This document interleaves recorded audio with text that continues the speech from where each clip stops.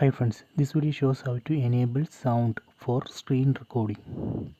Open settings, tap on this icon, then go down, then select S capture, then go down. So here you can see record voice. So right now it's disabled. We need to enable it. After that you can record, it will record the sound.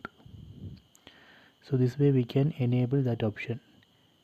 If you want to disable it, you can just tap here and disable it. So this way we can enable or disable screen recording with sound. So I hope you enjoy this video. Please subscribe my channel. Please like and share the video.